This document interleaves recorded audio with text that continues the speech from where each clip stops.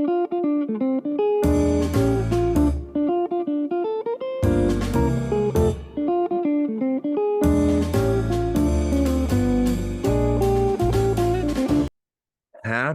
anniversary and welcome back to the What Did You Think podcast, episode 35. 35. Like I said, happy anniversary. Why is it a happy anniversary? Because it's the anniversary and we're happy.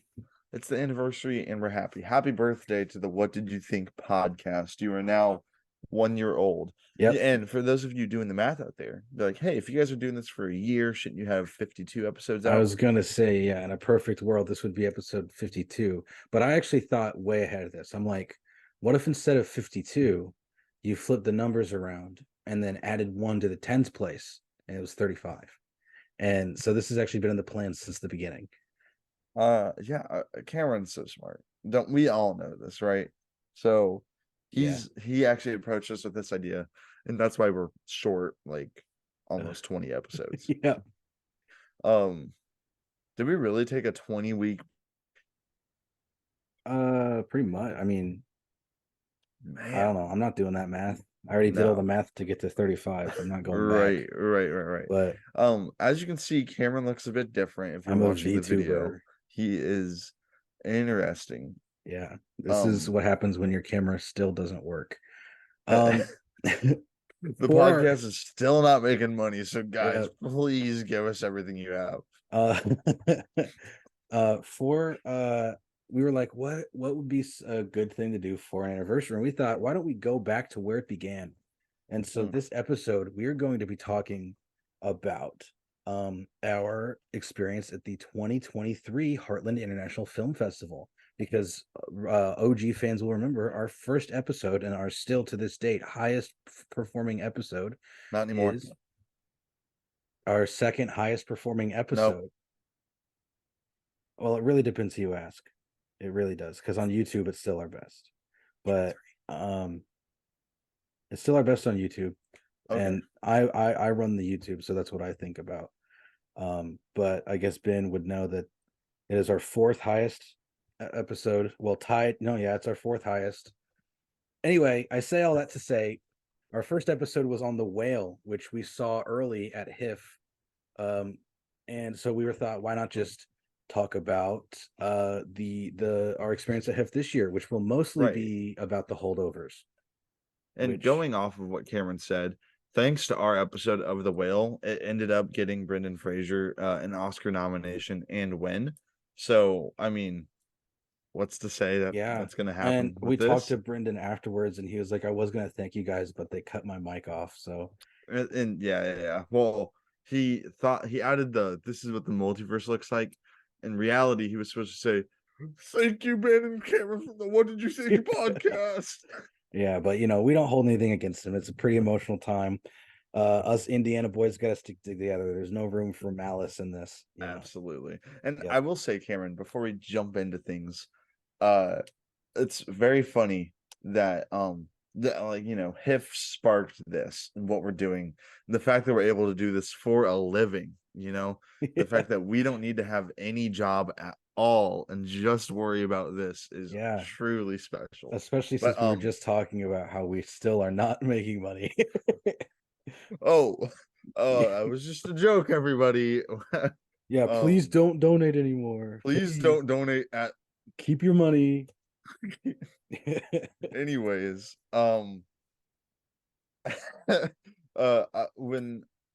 this HIFF sparked the pod, right? Indeed. But what sparked movie reviewing?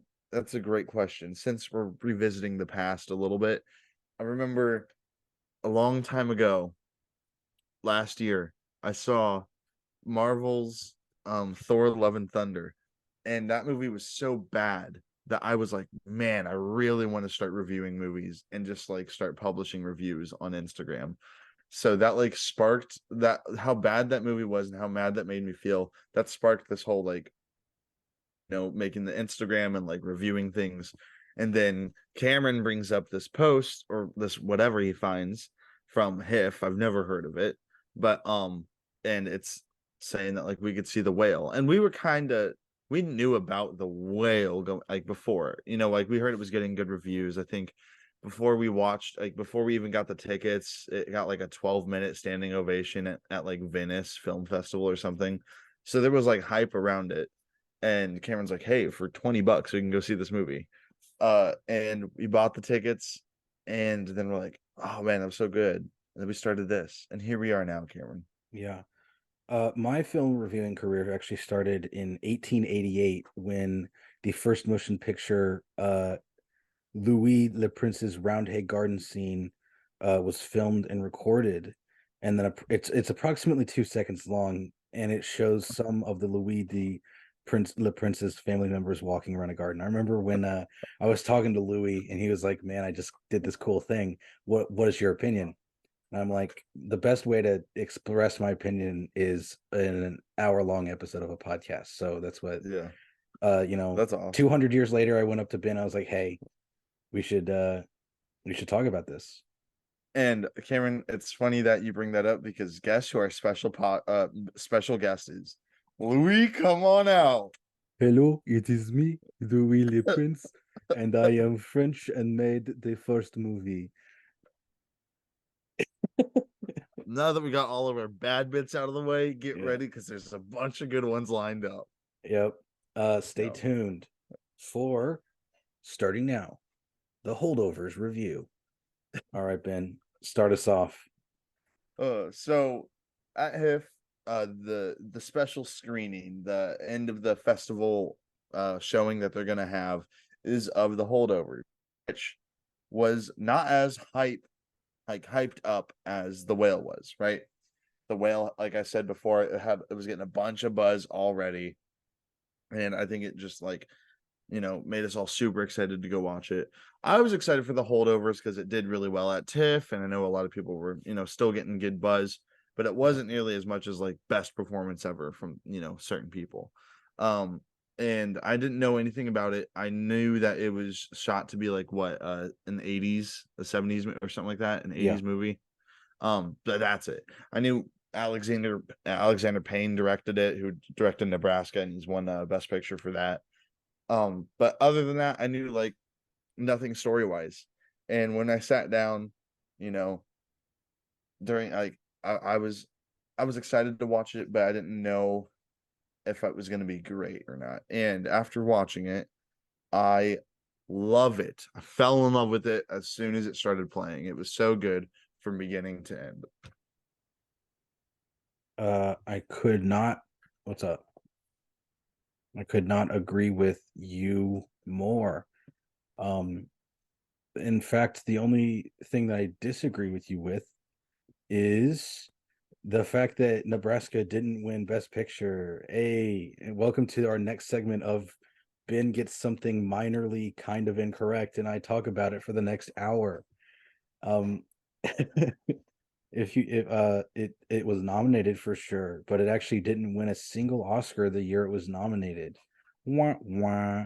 Okay, but actually though, what was so cool about this specific screening was before it started, some of the people who run the festival were talking about how they got a letter from Alexander Payne to HIFF, and they read That's it awesome. to the audience. And that letter, it was known, but that letter is how I found out that the main character in this movie, this is the first time this guy has ever acted in anything outside of a school production. Yes, that is insane. He was still a high school student during the production, and his only acting experience was the drama club of his school.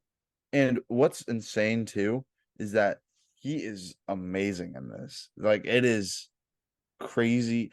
So Paul Giamatti is an actor that has been in the game for a long time.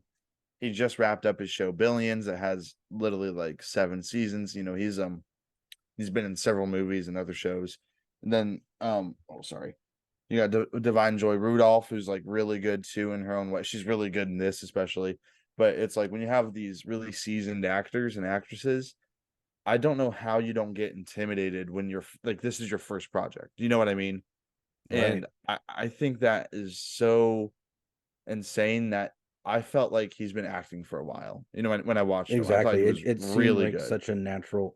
I mean, he was obviously older than them at the time, but it did kind of remind me of Stranger Things, where it's like, this is a bunch of people, like young people, who are being introduced to the general public with a standout performance. Now, what's different between this and Stranger Things is, at least I know about Dustin, who was already on Broadway, and he was Oh, younger, but I'm just saying, like, it's gonna be a wild ride. I'm looking forward to the future of this guy's career, because he's definitely going up. Um, and the fact that his first movie ever is already getting Best Picture buzz, and that you is know, insane. And the fact that like I mean, it's too early to tell. I mean, for me, for like nominations and stuff, but like he could very well pull out a nomination. And I think that is such an insane way to start off your career. yeah, You know what I it mean? reminds me of my future self, honestly. Just bangers in your early career. That's kind of like what I'm gonna do. Okay. No Oh, misses. but so kind of going off on performances, since we're on this road, he's incredible. He does such a good job. He's really natural with it. He portrays such like a trouble, the troubled teen, like angsty teen, Mhm. so well. And yes, he overplays it sometimes, but I think it works so perfect with the script that he was given. But his chemistry with the main three, with Paul Giamatti and Divine Joy Rudolph, I think they're all so good together, and they mesh so well. It looks like they were like working on this together for years, because they all just clicked immediately. And like, especially with him and Paul Giamatti, it was like the father son thing, which they kind of go into with the movie. But I think it works so well, and it didn't like, it didn't rub me the wrong way at all when they would just. I don't know why I said that. Rub me the wrong way. It didn't like stand. I didn't notice anything unnatural about any of their performances. But I will say, Paul is so good in this too. He's like amazing. He gives such a funny performance and also a really serious one at the same time. And again, it's all about his meshing. It's so perfect. I mean, anything to say about him? Uh, yeah, I mean, I haven't seen too much of what he's done, but from seeing pictures of things that he's done, you can tell that Paul Giamatti has a wide range of acting Yeah. ability. He's not a one-trick pony. He's not, I don't know, as much as you love Ryan Reynolds, he's played Deadpool in the past 7 movies that he's been in, but Yeah. Paul Giamatti has not fallen into that trap. In fact, I don't think he's ever played Deadpool in one movie. And That's so, absolutely right. yeah, And I want him to play Deadpool. I was yeah. hoping he was going to be chosen instead of Ryan, but But yeah, I just, what's impressive on top of that, and this is lifted directly out of Chris Stuckman's review. So go check out Chris Stuckman's small channel. He does awesome movie reviews. But show him some love show over him, show there. him some love. Um, he talks about how a lot of times when you see really recognizable actors in a project, your Leos, your Margos, your who'sy whatsies, sometimes it's hard to look past the actor. You're like, man, that actor is doing a good job in this role. But when someone with that level of fame can get you to forget that it's them playing the role, that's a Yeah. mark of a truly great actor and stuff like that. And And we kind of touched on that with Oppenheimer and Robert Downey Jr., where it's like a lot of the times when I see Robert RDJ, I'm like, oh, that's Iron Man, that's Tony Stark. But when Oppenheimer and Robert Downey Jr., it's I completely forgot I'm watching a guy act. You know what I mean? right. And I felt that way with everybody here. And kind of like you, I'm not familiar with a lot of Paul's stuff, but I think like this was such a, I don't want to say turn your brain off, but this is like such a great movie where you can just like it's kind of a comfort watch. You just turn it on and you're gonna have a great time. And Yeah. I mean, What's funny about that is I haven't read like a full article, but I saw, this is how I get my news and how most people get their news. I saw a screenshot of an article, and I read a few sentences of that screenshot.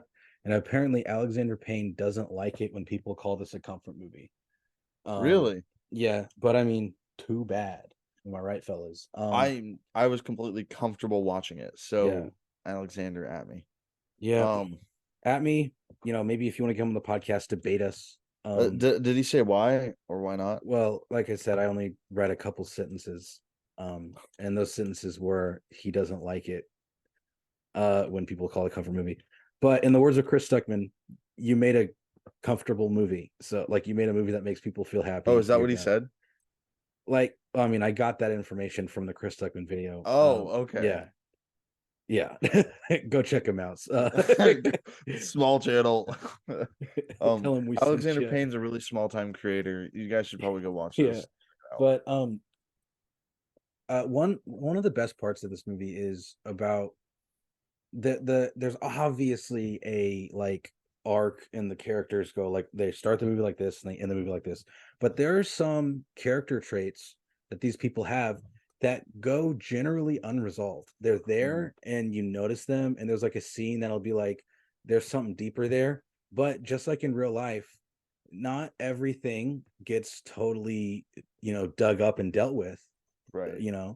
and but the things that matter do, and you just get like a glimpse into these people's lives and stuff like that. You see some of their things become better, and you see some of their things kind of remain the same, and that's an interesting take. That I mean, I feel like a lot of times the movies are just like, man, isn't it cool that this person completely changed how they view the world in an hour and a half? Right. Yeah. And because it only does the movie takes place over 2 weeks. So or 3 weeks or something like that. It's not a long like period for someone to, you know what I mean, Mm-hmm. change their life perspective. Um, and kind of speaking of themes, this movie, yes, it deals with a lot, right? There's like kind of what I mentioned before. There was a father son stuff going on with that. Um, and there is kind of an anti-war message kind of underneath it all. It's like that. It's like a thin layer of like under a thin layer of dust. And the movie doesn't focus on it like at all, really. But the scenes that it does touch, because there's a character in the movie, Divine, Joy's character. She lost her son to the Vietnam War, and like it fits really well with the story. And when they do bring it up, and when it like when the story is using that and talking about it, it hits hard, and it's like pretty emotional. I did you cry during this movie? No, but I don't cry ever, so I know you don't. Did you almost? no. Okay. But I Well, I felt the did. emotions I was supposed to. So I did my equivalent of crying, which was, I oh did. And man. without going like into spoilers, like there is a party scene, and know exactly what I'm talking about. And it's like a lot of these emotions have been built up, and no one's kind of expressed anything until there's this breaking point. And when the breaking point happens, and these characters let some things out, it's like it just hits you. It hit me. I mean, and I was just like, I was kind of devastated. I was like, man, that's like Yeah, it and felt so real, and it felt so true, and it felt like I was actually watching like real people going through this. if she gets nominated for probably supporting actress, I'm sure that's the scene they'll play, Oh, because absolutely. it's such a powerful scene. She's so good. And man. So when the movie first started, I didn't know it was going to be during Christmas time. The poster has a Christmas ornament, and I didn't think it was going to be during Christmas time. And then second of all, um to kind of give you like a synopsis uh or like plot summary or whatever. It's about these boys that are held over during Christmas break at this like private school. Um, and what I thought was gonna happen was that like we were gonna get to know each of these kids, and then slowly these kids are gonna leave one after another until it's just our main guy. But then they all leave, and I was like, this is odd. I'm not expecting this at all. It's just gonna be him and this dude. At least this early, and I couldn't have asked for anything better. I mean, yeah, I loved each of those kids. Like they were all so good in their own way. Um, but I I think it was perfect. Um, Yeah, and even though they're only in the movie for a short amount of time, they do get pretty well developed. You kind of get an idea as to why they're holding over and how they feel about it. And they're gone pretty quickly, but you still get a full grasp of that character's feelings. And they like, obviously, obviously something, I don't finish that sentence, but the point I'm trying to make is any one of those kids could have been the protagonist of this movie. Right. Any one of those kids could have been the one left out, and it would have been a full character there. But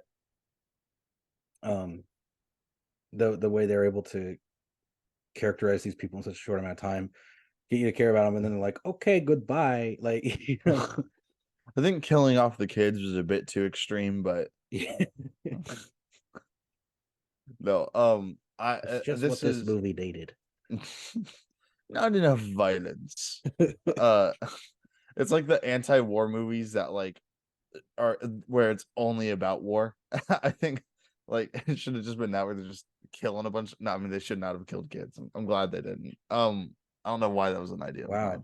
So this is a tangent I didn't know you were thinking about. I'm gonna coach basketball, guys. So you can tell where like, man, these kids could only die.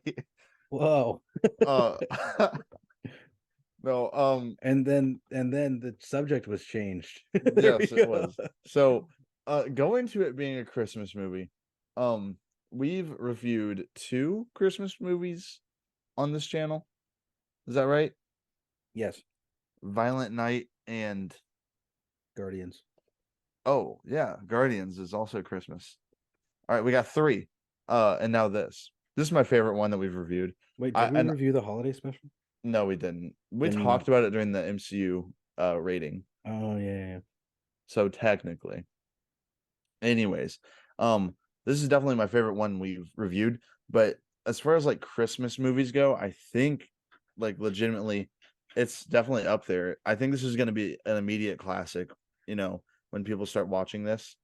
Like this is something I can totally see myself revisiting at least once a year, like watching it during Christmas time. But this movie, like, it's not just for Christmas. You know what I mean? Where I feel like with other Christmas movies, like, I'm, hate to break it to you guys, but I'm probably not going to watch Arnold Schwarzenegger's Jingle All the Way. I watch that every year. I'm not even joking. I watch it every year, but it's like I save it for Christmas every single year, dude. But it's like, my point is, it doesn't need to be saved for Christmas. Jingle All the Way does for me. I'll watch it every year, but only during Christmas time. That's why I'm watching it. Whereas with this, I think you could watch this any time, and it feel good. Stop. Okay. Yeah, I mean, it's hard to agree with you because you just demolished Jingle All the Way, but I do understand what you're saying. Even though Jingle All the Way is like 5 times better than this at least. Ta Turbo Man. JB, he knows my name. Are you not a pervert? Are you not a pervert?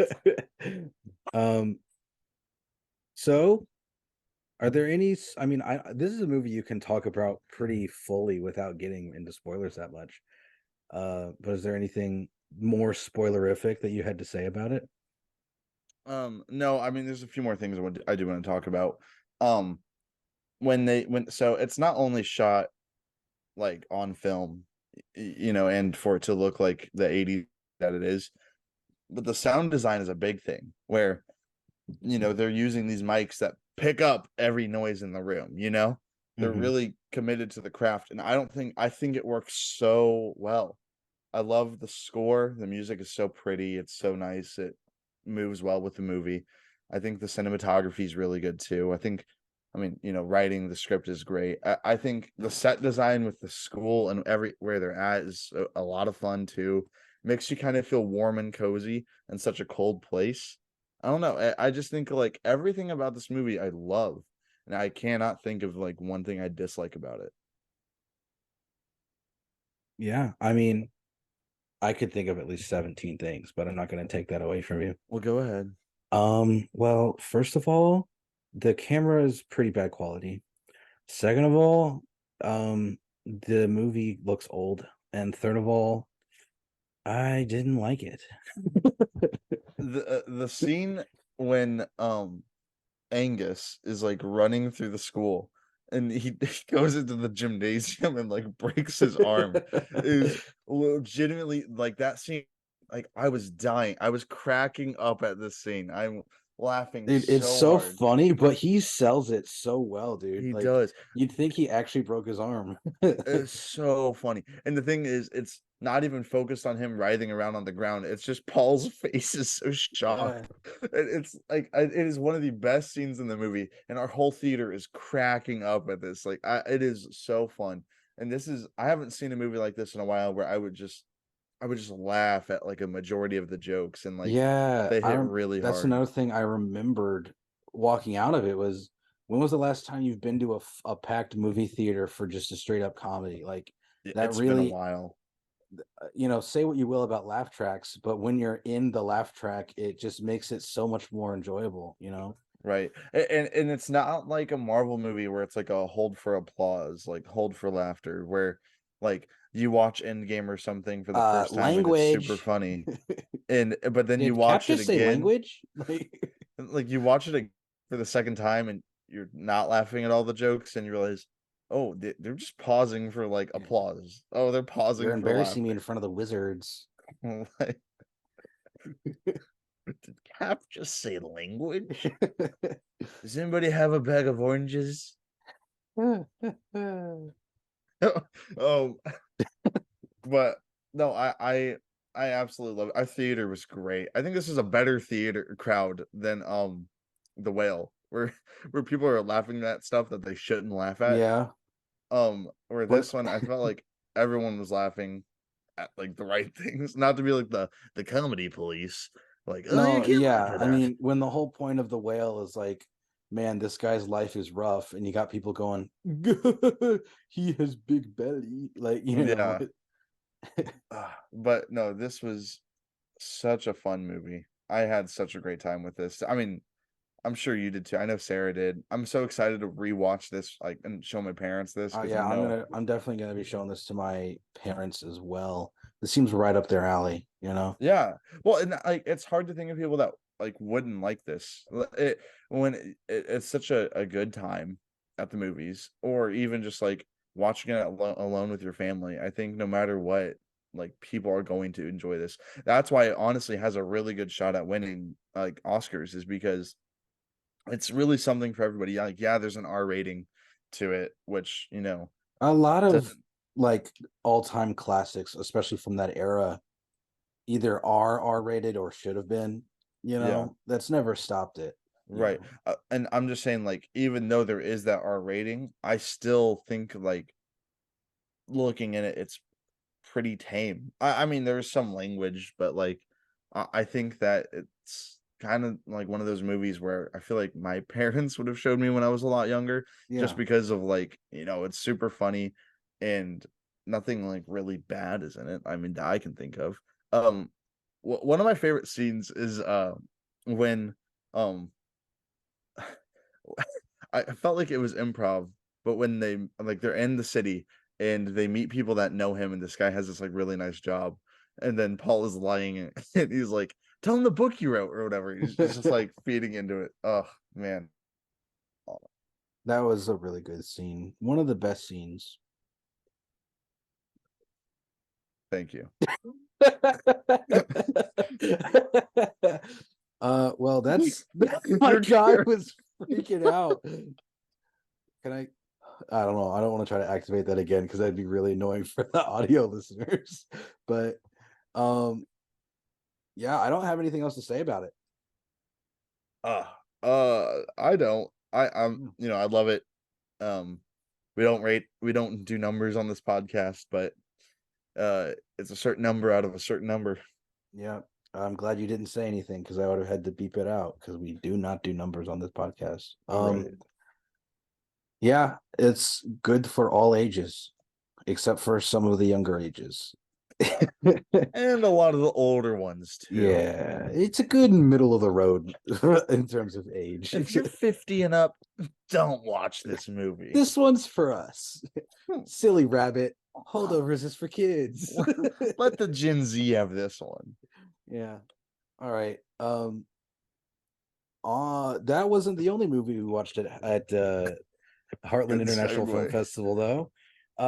That was the main thing, and that was why it took up the bulk of this one, because it's like, the most mainstream. Mm-hmm. But I watched some movies, Ben watched some movies, believe it or not, and stay tuned for some lesser known Heartland International Film Festival selections and our thoughts on them. So, are you gonna watch Hunger Games? I don't know why I didn't ask this before we started recording.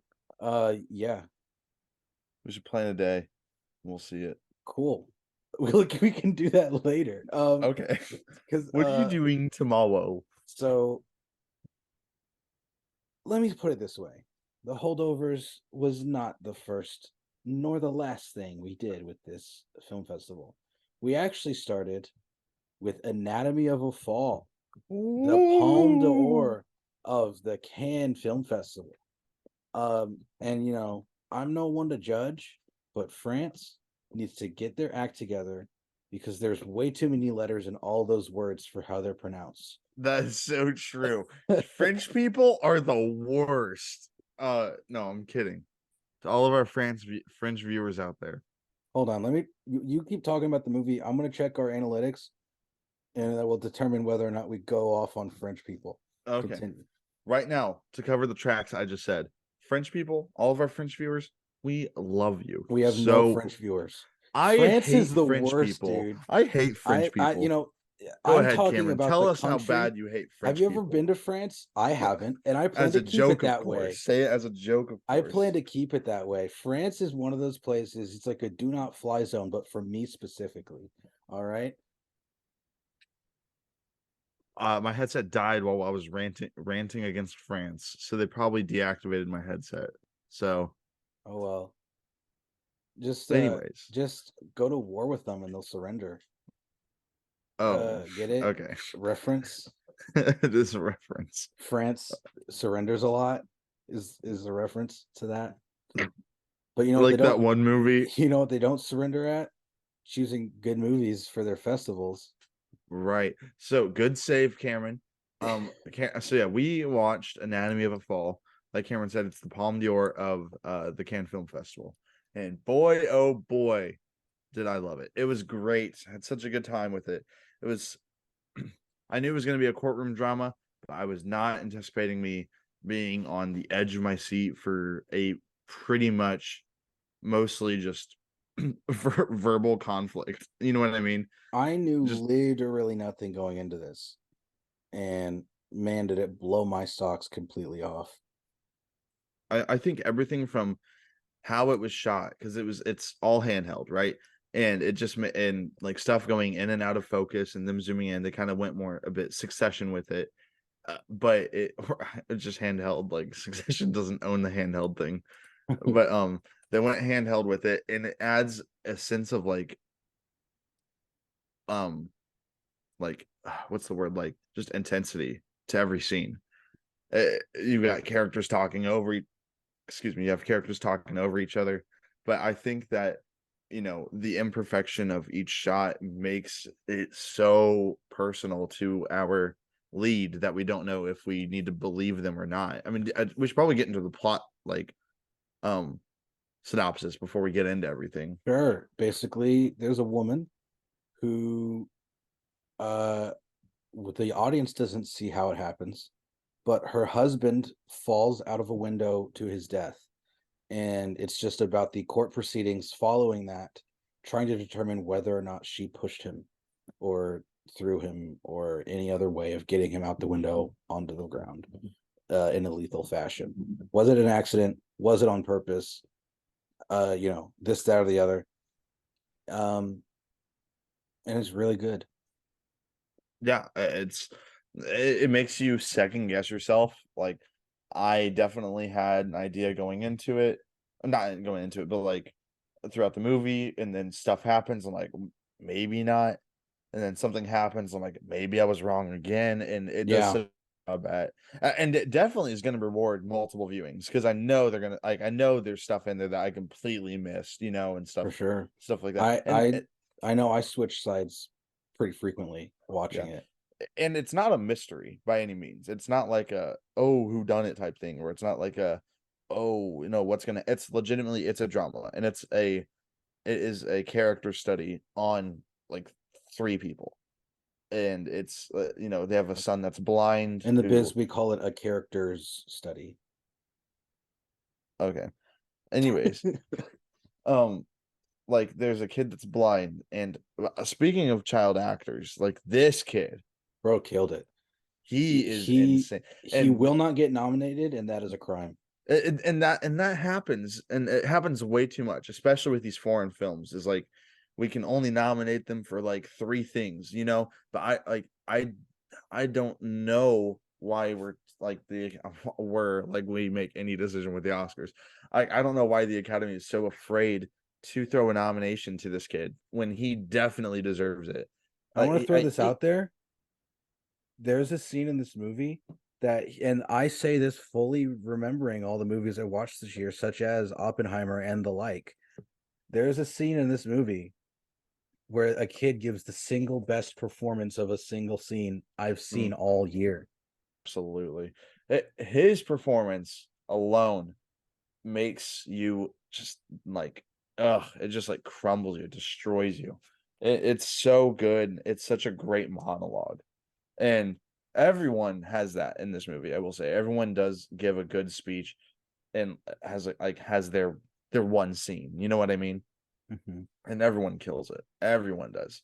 Even, the father's in like a few flashbacks, but even he's really good in it, especially when you start figuring out what's happening too. It's just like it all starts coming together. Everyone is such a good actor in this, and that kid is so good. But the dog is a good actor too. Yeah, I That is forgot about that, crazy. dude. The dog, my socks blew off at the performance. Blew my I socks off. wanted that dog to give an Oscar-winning speech. I bet the dog would say, "Thank you." Would you think they'd add a category of best actor that's an animal actor? I mean, no. Oh. But in the spirit of riffing and improv, And best yes, actor goes and to it Air would Bud. go to it would go to Lyle the crocodile, and also Argyle the cat featuring Dua Lipa. Best animal goes to Sloth. Just best animal, not even actor. Sloth. Shark. Best animal goes to Goose. No, wait, no, the cat, not the bird, because Best that's a animal Captain Marvel goes reference. to Maverick. Tom Cruise. Come on. Yes, sir. Anyways, that's some little improv one-on-one for you guys. Yes, and Um, there's a character in this movie that like you totally despise throughout the whole runtime, and yeah. at the same time you're like, he does have a point though. No, Like, absolutely. There's a moment where this character says something so like smart. You know what I mean?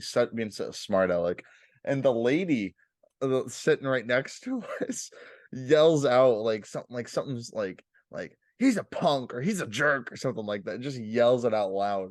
Like she was so ticked with him. He's like the pink lady from Harry Potter, yeah. Umbridge, where except Umbridge never had any good points at all. She was just a Yeah, he's terrible like person. Umbridge, but like minus the child abuse and Right. adding a few good points. Yeah, but I mean, child abuse could be in there, not necessarily physically, but he was definitely like mentally abusing that kid. Yeah, I guess. Either way, everyone, it's like the courtroom is where it's at. Like everything so impactful happens in this courtroom, and it's like, yeah, it's hard to understand because the subtitles are going by quick or whatever. But I will say, for this being a French film, I feel like a majority of it's still in English. It's like Like 50-50 German and English. French. It is a French film, but they mostly speak German. No, she usually speaks German, but she has to speak French. Yeah, whatever. Her native tongue is German. Yeah. It's like 50-50 France, German, and then like maybe like 5% German. So no, France, it is mostly French, For those mostly doing the English. math, we should have had 52 weeks, 52 episodes. Yeah. This movie is like so great, and it's probably gonna get robbed for a lot of things. It'll get nominated for, I mean, I'd love for it to get nominated for Best Picture. It I think could. it I think absolutely it could. deserves it.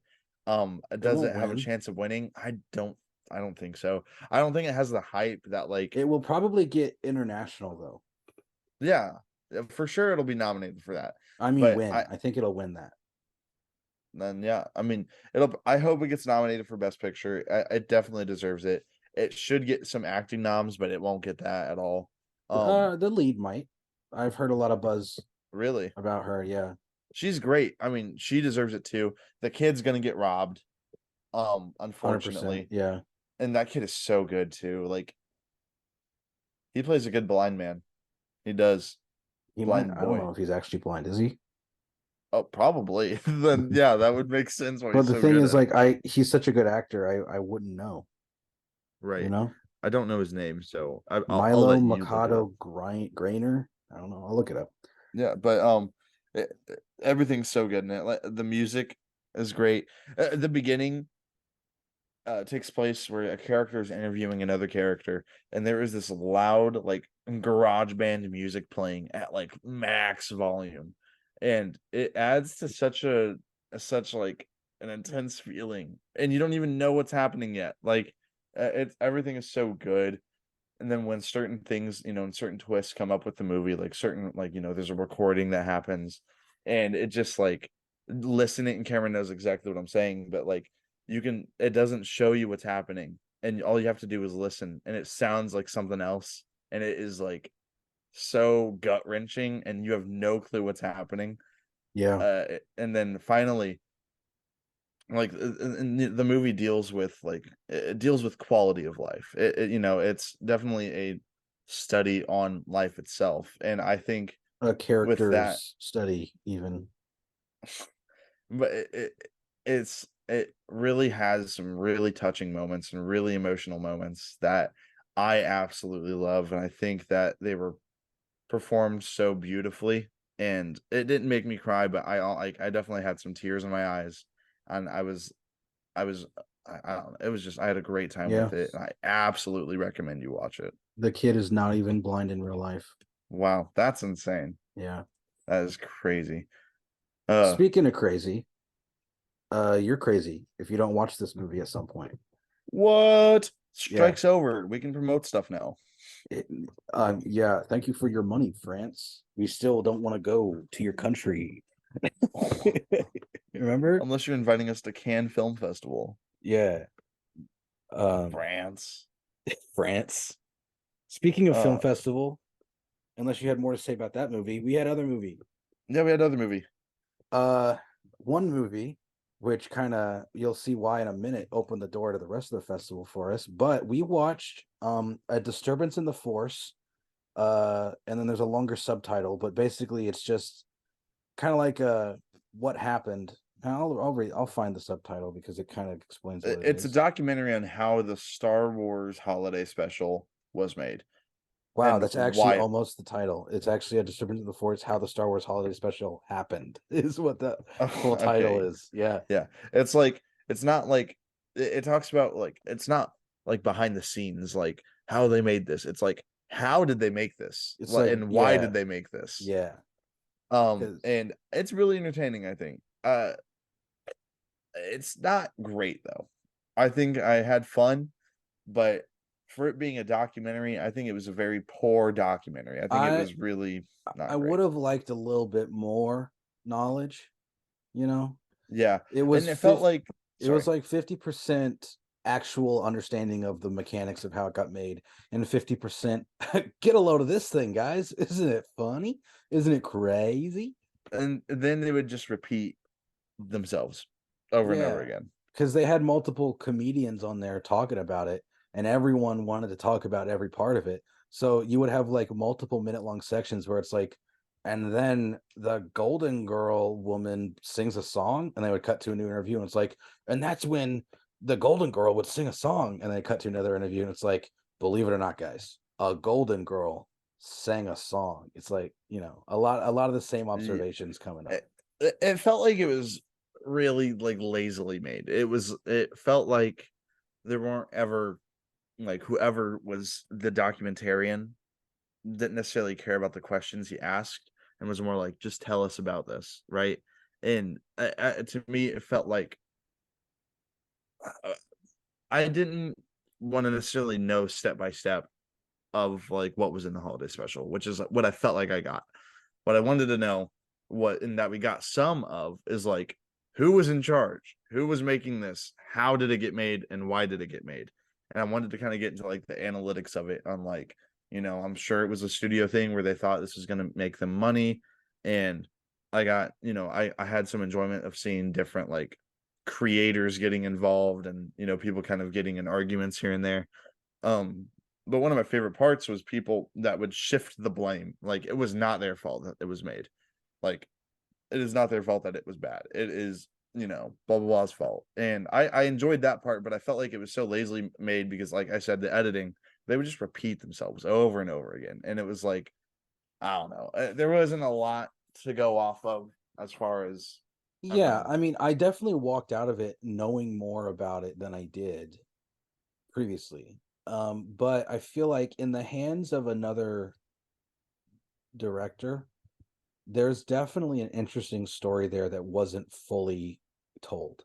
Absolutely. I did like, now you talked about the editing. I think the selection of clips was a problem, but the on-screen graphics, most of them were just decent, but there was one thing where they were explaining kind of who was in charge of certain things, and they would use like a trading card kind of thing, and I thought that was an interesting kind of Yeah. nostalgic way to look at it, which is a good Mm. plus.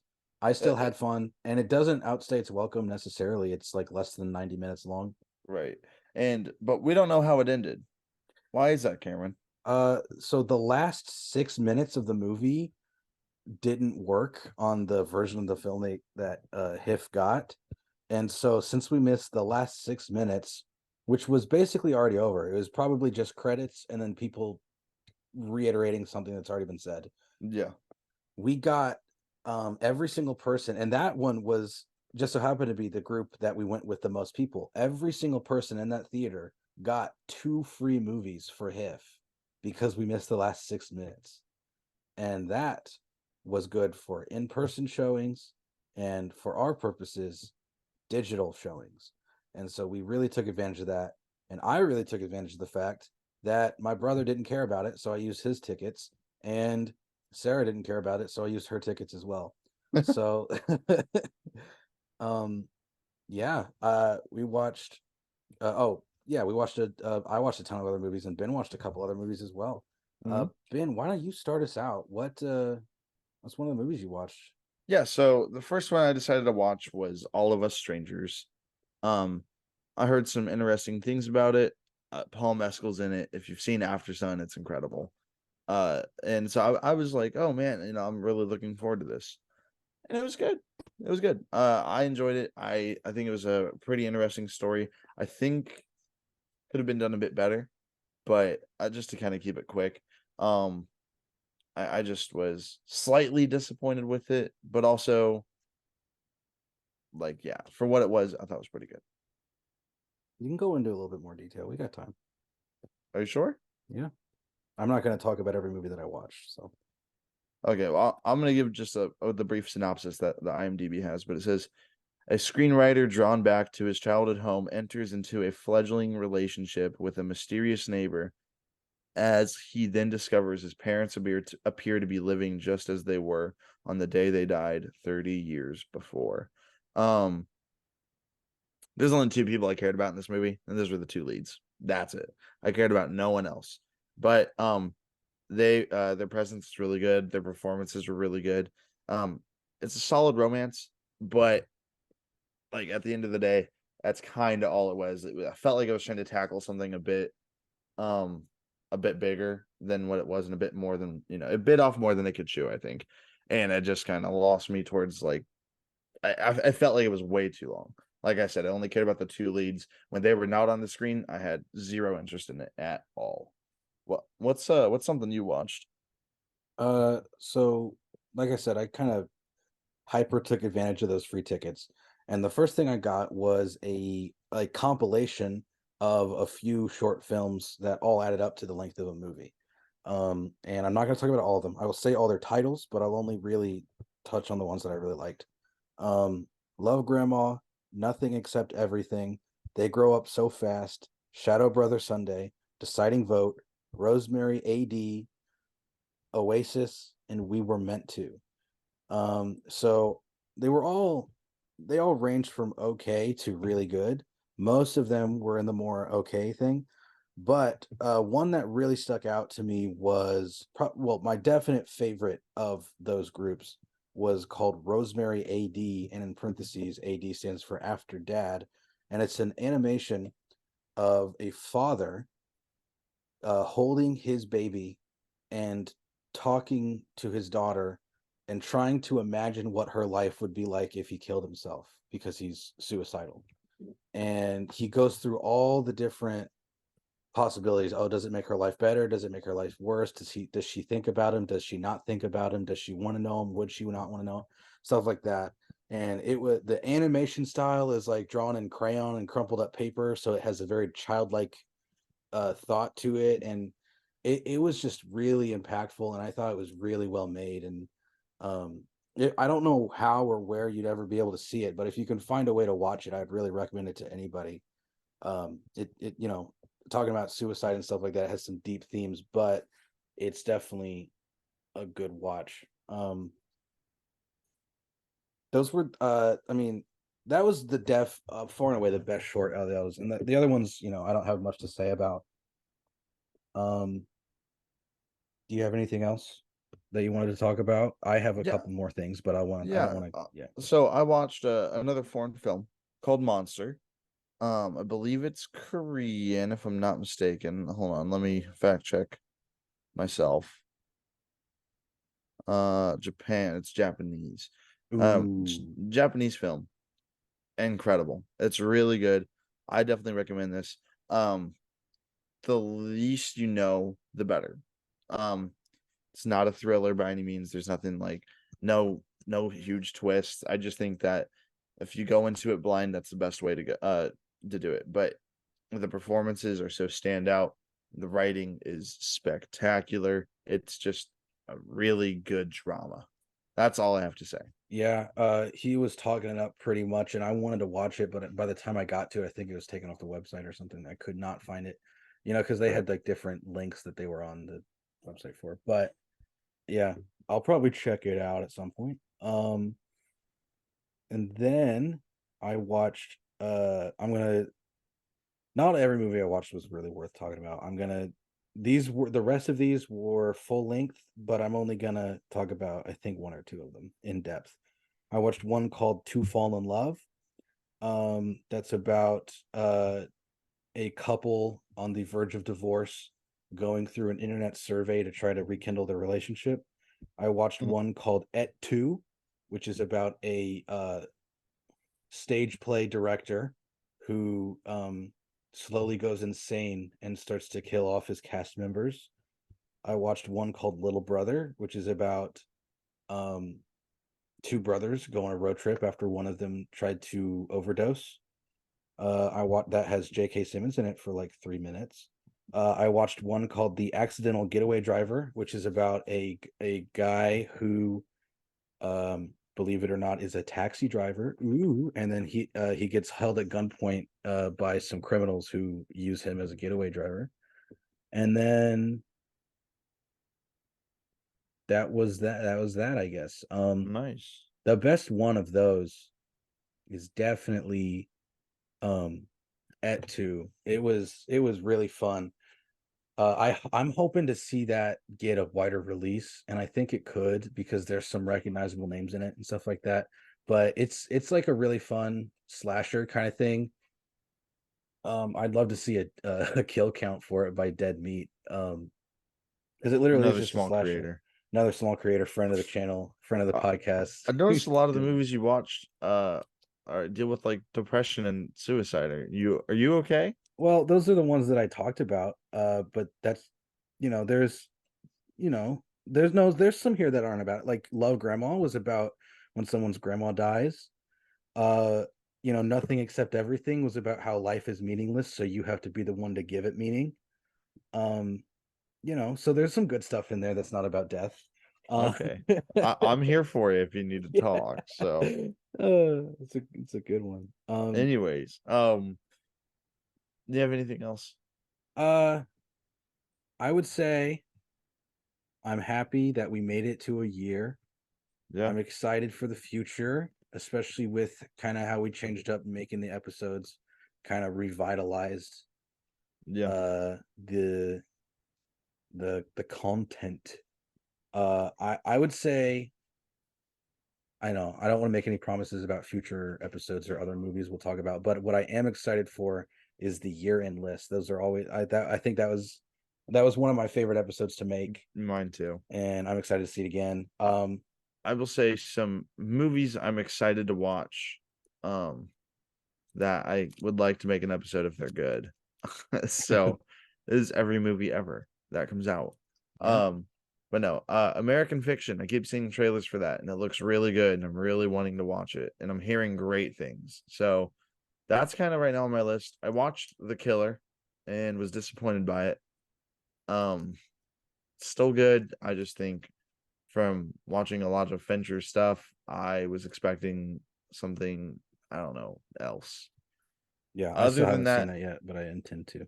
yeah, I mean, other than that, like I think American Fiction's probably the next movie I'm like super excited for. I think my most anticipated is whatever we watch at HIFF next year. Oh yeah. Oh yeah. And Oh yeah. and FNAF 2 whenever that Oh comes out. shoot, yeah. For those of you who haven't seen it already, which don't know why you wouldn't. We made a FNAF episode. You want to see that? But it's about that time. It is. If you listen to this on your way to work, you're probably pulling into the parking lot. If you listen to this to go to sleep, you're probably catching some Z's right about now. Yeah. Whatever you do, you're probably doing it. So we'll get out of your hair. Should Um, we start a sleep podcast? I think we already have, and it's called "What Did You Think?" It's what did you sleep? Oh shoot! What did you dream? What did you dream? Um, that's a good ending point, I think. So, see you later. Alligators.